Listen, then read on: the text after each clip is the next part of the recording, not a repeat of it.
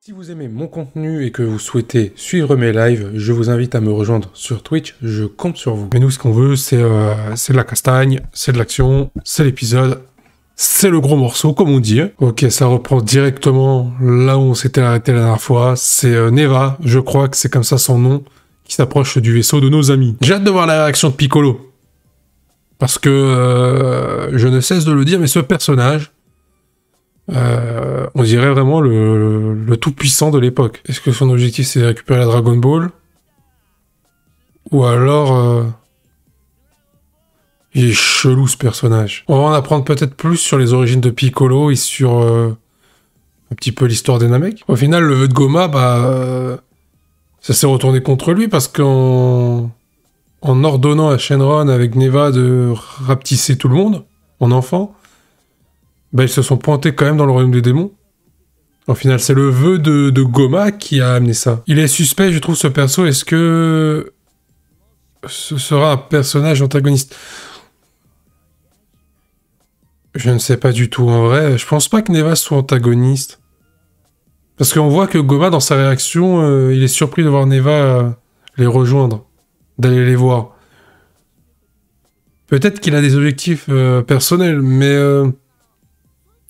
je ne vois pas Neva être le grand méchant, si tu vois ce que je veux dire. S'il a été capable de créer les Tamagami, ça veut dire que potentiellement...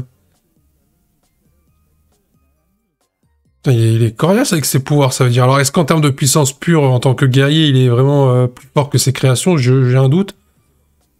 Mais j'aime beaucoup la discussion sur ce que doivent être des Namek et ce qu'ils ne doivent pas faire par rapport à cet esprit qu'ils ne doivent pas se battre. J'aime beaucoup. Piccolo, il sait parler en Namek, non? Ok, c'est parce que ça fait trop longtemps qu'il est sur Terre, donc il ne parle pas le Namek. N'empêche, c'est quand même bizarre que Piccolo n'ait pas quelques mots en Namek, quand même. Mais déjà, le début d'épisode est très sympa. Franchement, le fait que, on explore vraiment les origines des Namek un petit peu, avec Neva... qu'on mette Piccolo en avant, c'est vraiment sympa. C'est vrai que lui s'est fait éclater face au Tamagami numéro 1. Ils vont l'améliorer ou alors ils vont faire une autre création. Alors techniquement, la création qui va arriver va être plus forte que l'autre. Parce qu'en gros, ils vont mettre un peu plus d'essence debout. Donc un côté un petit peu plus incontrôlable. Je suis pas sûr du plan de Majin Buu s'il y a un problème pour intervenir. Parce que vu comment il s'est fait éclater face au Tamagami... je doute qu'il soit assez puissant pour arrêter une menace, lui. Non mais Bulma, elle est bête, là. Piccolo, il a dit son nom il y a 2 minutes au Namek. Elle lui redemande comment il s'appelle. Ah, on nous explique à quoi servent de base les Dragon Ball et pourquoi, finalement, les Dragon Ball sont devenus un petit peu maléfiques. Pas maléfiques, mais pourquoi elles ont servi à un usage maléfique. Et en gros, de base, c'était pour récompenser les Namek. J'aime beaucoup, déjà... l'origine story des Dragon Ball, pourquoi elles ont été créées et pourquoi Neva a conçu les Tamagami. Le combat Vegeta contre le Tamagami, je l'attends avec impatience. Normalement, ça devrait aller pour Vegeta. Ils vont nous prendre quoi? Un Majin Buu Kid Junior? Ou alors un Majin Buu... un deuxième Majin Buu chelou? J'aime bien le caractère de Majin Buu. J'ai hâte de voir ce que ça va être avec l'autre, là, mais j'aime beaucoup... comment il nous est présenté. Et j'espère qu'il va être badass, l'autre. Parce que Majin Buu, même si l'autre, il est pas fou, là, lui, là, en soi, on peut dire ce qu'on veut, mais je trouve quand même que... il a un petit charme. Déjà, par rapport à la naissance de ce Majin, on est sur quelque chose de plus costaud que l'autre. Majin Buu. On est sur une couleur rosée. Ok, il a la tête de Majin Buu avec un peu le physique de Majin Buu, quoi. Parce qu'au final, même si, il a un peu d'épaisseur, j'allais dire, ça rappelle Majin Buu, celui qui était enrobé, entre guillemets. Mais c'est vrai que ce Majin Buu-là, à l'époque, c'était parce qu'il avait absorbé Kaioshin, l'un des Kaioshin. Mais, je suis pas surpris. Il faut voir le niveau de puissance qu'il a, lui. Et voir son caractère. Est-ce qu'il est complètement débile ou il a quand même un côté assez contrôlé. Déjà, ça fait peur. On dirait qu'il a le caractère de Gotenks un peu. Par contre, je sens tellement le truc où il pourrait y avoir une fusion à un moment donné entre Majin Buu et Majin Buu. Et pour l'instant, je trouve qu'il a le caractère de Majin Buu.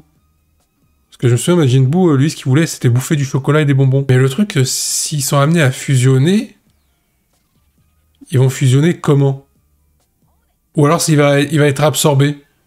Il pourrait y avoir une troisième création et il va absorber les deux. Et par contre, j'ai hâte de voir son niveau de puissance parce que j'imagine qu'il va aller affronter le Tamagami numéro 1. Je sais pas pourquoi, mais je sens que Majin Buu, ça va faire comme Majin Buu, il va pas réussir à faire quelque chose face au Tamagami. Je sens qu'il va se prendre une raclée. Ou peut-être que ça va être un peu moins différent en termes d'écart de puissance. Peut-être qu'il va résister un petit peu plus, mais je sens que la finalité sera la même, il va perdre aussi. Moi, je sens gros comme une maison que les deux, il va y avoir fusion à un moment donné. Peut-être un nouveau procédé de fusion. Je trouve qu'il est plus contrôlé que Majin Buu. Oui, Majin Buu, ça se voit, c'est comme Majin Buu, il est plus contrôlé. Mais lui, il a un peu plus d'essence de Majin Buu, donc il est un petit peu plus excentrique, j'ai envie de dire. Enfin, un petit peu plus, tu vois ce que je dis, extraverti, il est un petit peu plus foufou. Oh, il va se faire défoncer. Oh, ça va mal finir. De toute façon, de ce que j'ai compris, ils ne peuvent plus en créer d'autres. Donc, moi, c'est pour ça que je dis forcément fusion à un moment donné, parce que s'ils peuvent pas créer d'autres personnages, d'autres Majin, Kudo, tout ce que tu veux, là, bah, ça va pas servir à grand-chose. Ah! Le Tamagami, il a eu une réaction en mode surpris. Alors, est-ce qu'il a été surpris parce que l'autre, il est débile, ou parce que... il a une certaine puissance? Le Tamagami a l'air d'être en difficulté. Alors peut-être, pour Majin Buu, je suis peut-être avancé un petit peu trop vite, parce que là... Alors après, attention, hein, parce que le Tamagami, j'ai pas l'impression qu'il soit à fond. J'ai plus l'impression que c'est le côté imprévisible de Majin Buu qui fait que le Tamagami est en difficulté. Par contre, ouais, il a vraiment des similitudes avec Majin Buu, lui, pour le coup. Ah oui, et il est vraiment débile aussi. Ah, ça c'est le Tamagami numéro 2. Celui que Vegeta va affronter, visiblement. Normalement, pour Vegeta, ça devrait aller. Hein.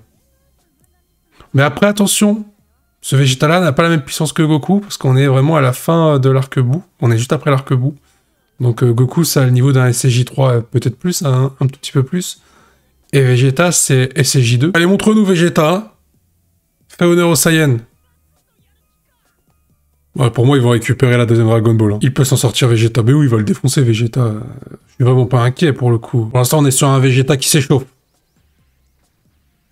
Mais le Tamagami, attention, hein, il est pas mauvais. Hein. Oh là là, le visuel était beau. Oh, ça va dans tous les sens. Hein. Et c'est là que j'aime... C'est un truc que j'aime aussi avec Dragon Ball Daima. J'en avais parlé dans une de mes vidéos. C'est le style de combat de Vegeta qui est très bien représenté. Et qui est différent de celui de Goku. Et on voit ça quand il affronte le Tamagami, là, pour le coup. Et on voit la différence avec Goku qui a affronté le Tamagami. Ou qui a affronté d'autres adversaires dans Dragon Ball Daima. Bon, pour l'instant, Vegeta, il est un peu en difficulté. Oh, il y a du sang dans Dragon Ball Daima, c'est possible, ça? Oh. Bon, après, c'est qu'une égratignure. Par contre, le Tamagami numéro 1, il est en sueur un petit peu, hein. Il est dans le coup, Majin Buu. Oh là là, oh là là, oh là là, oh là là. Je serais curieux de savoir si le Tamagami, il est à fond, lui. Ah non, j'ai plus l'impression que Majin Buu, il est en train de vraiment de le dominer. Hein. Vegeta, je suis pas inquiet, parce qu'il a pas encore dégainé le Super Saiyajin. Tu sens que là, il est sur un tête-à-tête avec le Tamagami numéro 2. Donc, à un moment donné, quand il va passer aux choses sérieuses, je pense que le Tamagami numéro 2 va transpirer. Par contre, on est d'accord que là, il a eu de la chance, Vegeta. Heureusement que c'est pas la fameuse mer où tu tombes dedans et tu meurs direct. Hein. Parce que je me souviens qu'il y avait ce concept-là qui avait été abordé dans Dragon Ball Daima, mais je crois que c'était pour l'autre monde. Attends, Vegeta, il va se faire bouffer, là, vraiment? Non, il va dégainer le Super Saiyajin. Vegeta, ouais, il a du mal, mais bon, pourquoi il passe pas aux choses sérieuses? Vas-y. Non, mais 100%, il sort le Super Saiyajin, arrête tes conneries, oh. Il va ressortir avec le Super Saiyajin. 100% sûr. Ah d'accord, l'épisode s'arrête là, carrément. Les enfoirés. Non, mais 100% prochain épisode, là, c'est pour nous teaser, oh mince, Vegeta a perdu. Prochain épisode, début, boum. Soit on a un petit Goku Tamagami, histoire 2, et ensuite t'as Vegeta qui réapparaît, mais je pense que Vegeta, il va réapparaître 100% avec le Super Saiyajin. Là, ils nous font style, voilà, Vegeta vient de se faire bouffer. Mais jamais de la vie. Jamais de la vie. Par contre, j'ai hâte de voir ce que va faire le Tamagami numéro 1 face à Majin Buu. J'ai l'impression qu'on part sur une défaite concernant le Tamagami. Mais moi, j'ai la sensation qu'il n'est pas à fond le Tamagami face à Majin Buu. Donc, nous verrons bien. Juste avant de partir, je vous invite à liker et à vous abonner si ce n'est pas encore fait. Et à suivre d'autres vidéos qui pourraient vous intéresser. Elles sont juste là.